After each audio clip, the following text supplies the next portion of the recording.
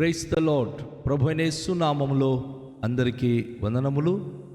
యేసయ్య మాటను ఈ కార్యక్రమాన్ని వీక్షించడానికి ప్రేమతో నేను మిమ్మల్ని ఆహ్వానిస్తున్నాను.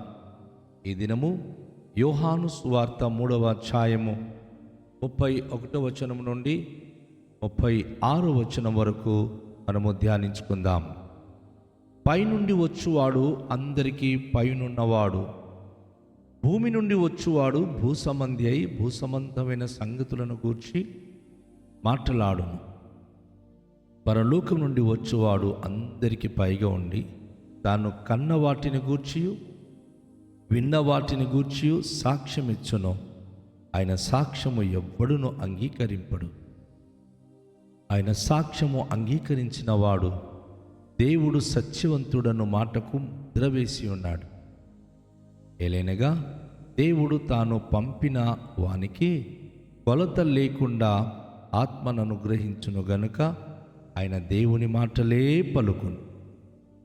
తండ్రి కుమారుని ప్రేమించుచున్నాడు గనుక ఆయన చేతికి సమస్తము అప్పగించును. కుమారుని గూర్చి కుమారుని యందు విశ్వాసముంచువాడే నిత్య జీవము గలవాడు. కుమారుని విధేయుడు కానివాడు జీవము చూడడు గాని దేవుని ఉగ్రత వాని మీద నిలిచి ఉండును. ప్రియ దేవునికి బిడలారా, ప్రభువైన యేసుక్రీస్తు వారు అతి ప్రాముఖ్యమైన విషయాన్ని ఈ వచనం ద్వారా మనకు నేర్పిస్తూ ఉన్నాడు. యేసు ప్రభువారు ఈ భూ సంబంధమైన వాడు కాడు. ఆయన పైనుండి వచ్చిన వాడు. పరలోకపు తండ్రి మనను ప్రేమించి ప్రభువైన యేసుక్రీస్తుని భూలోకానికి కేవలము మనను రక్షించడానికి వచ్చిన ఏకైక అద్వితీయ దేవుని కుమారుడు. ఆయన భూ సంబంధి అయిన వాడు కాడు. భూ సంబంధి అయిన ఉంటే భూ సంబంధమైన సంగతులు చెప్పి ఉండేవాడు.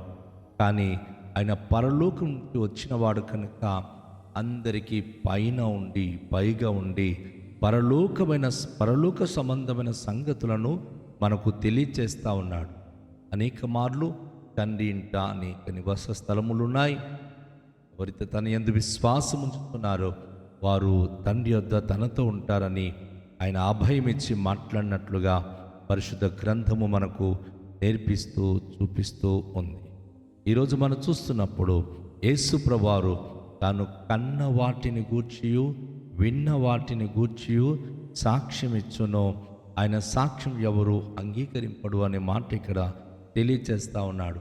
భూ సంబంధి అయిన వాడు రాళ్ళు రప్పల గురించి, నదీ జలాల గురించి, చెట్టు చేమల గురించి మాట్లాడతాడు. కానీ యేసు ప్రభువారు తన కన్న వాటిని విన్న వాటిని అనగా పరలోక సంబంధమైన వాటిని గురించి, ఆ దివ్య పట్టణమును గురించి, అక్కడున్న వైభవం గురించి, అక్కడున్నటువంటి గొప్పతనం గురించి ఆయన తెలియచేస్తాడు. చాలామంది ఆ సాక్ష్యము నమ్మరు. పరలోకం అంటే ఎక్కడుందో ఎవరికి తెలుసు, సచ్చింతత ఎవరెక్కడికి వెళ్తారో ఎవరికి తెలుసు అనే పదజాలను వాడుతూ ఉంటారు. ఆయన సాక్ష్యము ఎవరు కూడా అంగీకరించారు.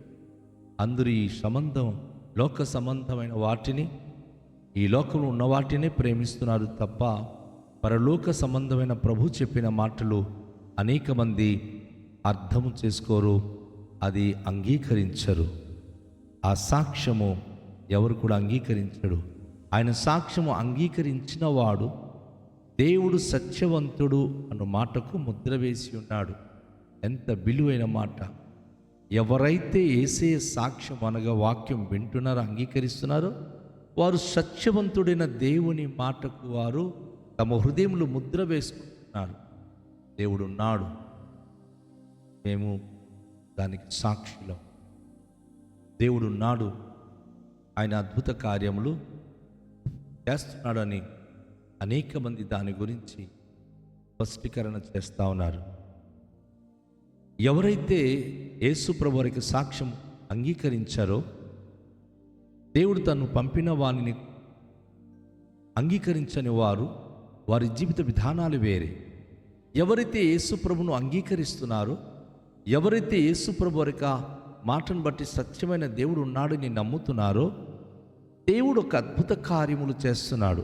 ఏమిటి ఆ కార్యములంటే, తాను ప్రేమించువానికి కొలత లేకుండా ఆత్మను అనుగ్రహించుతున్నాడు గనుక ఆయన దేవుని మాటలే పలుకును.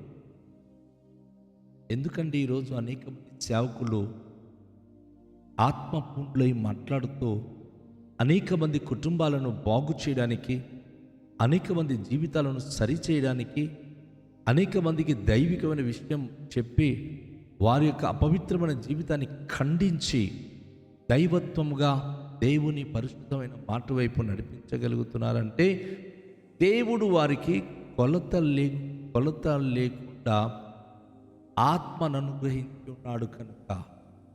అంటే వారికి ఎటువంటి మేజర్ అంటే ఎలాంటి ఆ కొలత లేని ఆత్మ, పరిశుద్ధాత్మ, వరాలతో నింపబడిన ఆత్మ, దైవిక శక్తితో నింపబడిన ఆత్మ, అద్భుతాలు చేసే ఆత్మ దైవజనులు లేక దేవుని మాటలు అంగీకరించి ఆయన కొరకు సాక్షిగా నిలబడిన వారికి అనుగ్రహిస్తున్నాడు. అది యేసు ప్రభు గురించి ఈ మాట మనం చూస్తున్నాం.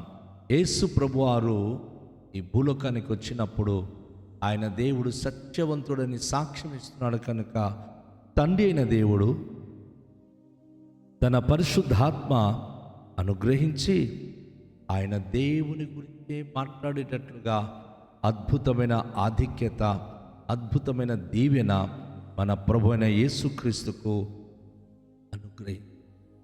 ఈరోజు ఎందుకు అనేక మంది పరిశుద్ధాత్మ పొందలేకపోతున్నారంటే దేవుడు పంపినటువంటి ప్రభు అయిన యేసుక్రీస్తు సత్యవంతుడు అనేది గ్రహించలేకపోతున్నారు.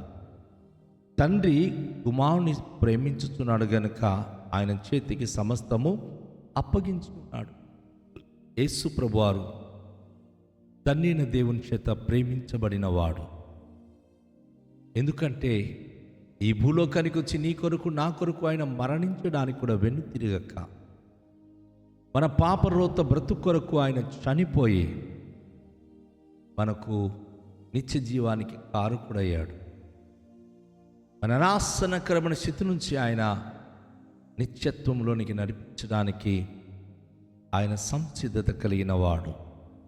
అందుకే సమస్తము ఆయన చేతికి తండ్రైన దేవుడు అప్పగించి ఒక సందర్భంలో యేసు ప్రభువు అంటారు, పరలోకమందును భూమి మీద ఉన్న సర్వాధికారము నాకు ఇవ్వబడి ఉన్నది.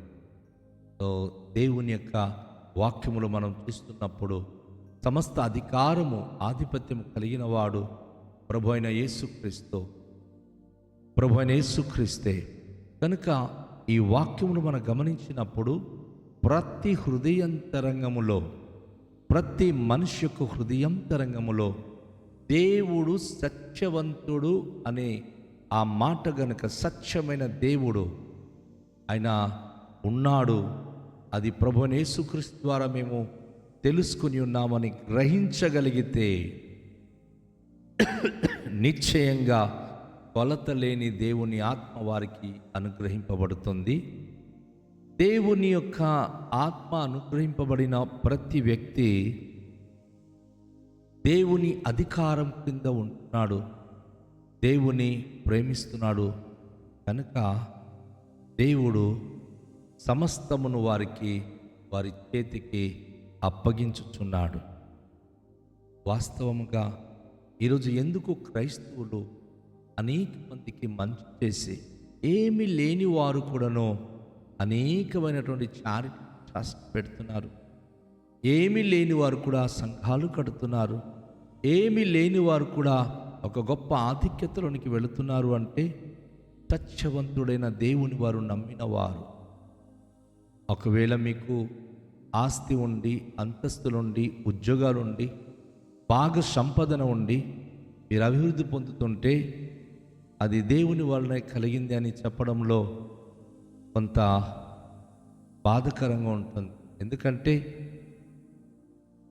మీ యొక్క సంపదన మీరు దేవుని కొరకు ఖర్చు పెట్టి చేస్తున్నారు.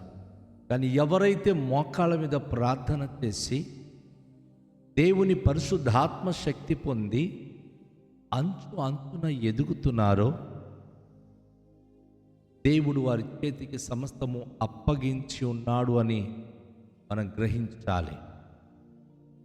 పరలోకం నుండి ఒకరికి అనుగ్రహింపబడితేనే కానీ ఎవరునూ ఏమీ పొందరు అని యోహాను భక్తుడు చెప్పాడు. అలాగే ప్రభువైన యేసుక్రీస్తు కూడా కుమారుని యందు విశ్వాసం ఉంచువాడే నిత్య జీవం గలవాడు, కుమారునికి విధేయు కానివాడు జీవము చూడడు గాని దేవుని ఉగ్రత వాని మీద నిలిచి ఉండును. అద్భుతమైన విషయాన్ని మనం చూస్తున్నాం. ఎంతమంది అయితే ప్రభువైన యేసుక్రీస్తునందు విశ్వాసం ఉన్నారో వారు నిత్య జీవానికి వారసులవుతున్నారు. తన యందు విశ్వాసము వారు నశించిపోక నిత్య జీవం పొందగలుగుతున్నారు. అయితే కుమారునికి ఎవరైతే విధేయుని కాని వారు, అంటే అవిధేయులు, నమ్మని వారు ఉంటారో వారు జీవము చూడరు, కానీ దేవుని ఉగ్రత వారి మీద నిలిచి ఉన్నది. దేవుని ఉగ్రత వచ్చినప్పుడు వారు నిర్మూలం అవుతారు. వారు దైవ రాజ్యంలో ప్రవేశించే ఆ హక్కు కోల్పోతున్నారు. దైవికమైన స్థితి వారి జీవితంలో వారు పోగొట్టుకుంటున్నారు. కనుక రెండు విషయాలు ఇక్కడ మనం గమనించాలి. ఒకటి, నేను ప్రభువునందు విశ్వాసం ఉంచితే నిత్య జీవం పొందుతాను, తీర్పు నుంచి నేను తీర్పు తీర్చబడక నిత్యత్వంలోనికి అడుగు పెట్టగలను, నేను ఆశీర్వదింపబడగలను అనేది తెలుసుకోవాలి. ఒకవేళ కనుక మన అవిధేయులుగా ప్రభువును నమ్మకపోతే దేవుని ఉగ్రతలోనికి మనము వెళ్ళబోతున్నాం. భయంకరమైనటువంటి శిక్ష విధి మనకు వేచి ఉన్నది. దేవునికి ఉగ్రతలో నశించిపోబోతున్నాం. కనుక ప్రతి ఒక్కరూ మనకు రక్షించడానికి పరలోకం వచ్చిన ప్రభువైన యేసుక్రీస్తునందు విశ్వాసం ఉంచి ఆయనకు విధేయత కలిగి ఆయన రాజ్యములో ప్రవేశించే భాగ్యవంతులై ఉండడానికి ప్రభువును మనము కోరుకుందాం. తలలుంచుకొని ప్రార్థన చేద్దాం. దయగల తండ్రి, మీకే వందనాలు, స్తోత్రాలు, మీకే మహిమ ఘనత ప్రభావములు చెల్లించుకొనుచున్నాం. మేము నిత్య జీవానికి వారసులై ఉండే భాగ్యంనివ్వండి. అవిధేయత వలన వచ్చే ఉగ్రత మాకు తాకకుండా, తీర్పు తీర్చబడకుండా నిత్యత్వంలో మీ రాజ్యంలో మీతో ఉండే భాగ్యవంతులుగా మాకు కృప చూపించుమని యేసు నామములో ప్రార్థిస్తున్నాము తండ్రి. ఆమేన్. అందరికీ షాలోం. ప్రభు మనను దీవించును గాక.